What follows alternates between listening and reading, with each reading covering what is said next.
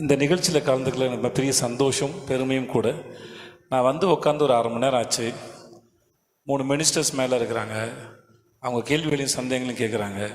அதுக்கு பொறுமையாக பதில் சொல்கிறாங்க. திட்டத்தில் பலன் அடைஞ்சவங்க இங்கே வந்து பேசுகிறாங்க.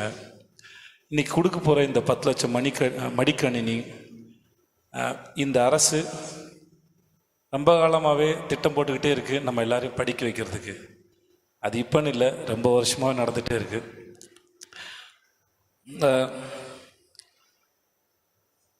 வேறு என்ன கொடுக்கறத விட நம்முடைய அடுத்த தலைமுறைகளுக்கு கல்வியை கொடுக்கறது எவ்வளோ அவசியம்.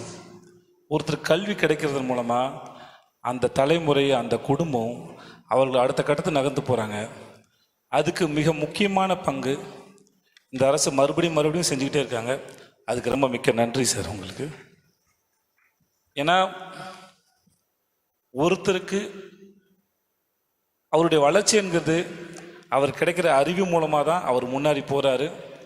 அதுக்கு எவ்வளோ தடைகள் வந்தாலும் அதெல்லாம் உடைச்செறிஞ்சு அவங்கள முன்னாடி நகர்த்திட்டு போகிறதுல பெரும் பங்கு வகிக்கிறாங்க. அதுக்கு ரொம்ப நன்றி சார்.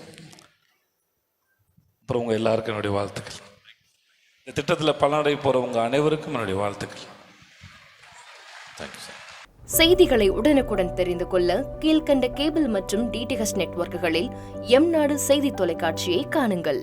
பாதகம் செய்பவரை கண்டால் நாம் பயம் கொள்ளலாகாது பாப்பா. மோதி மிதித்துவிடு பாப்பா, அவர் முகத்தில் உமிழ்ந்துவிடு பாப்பா.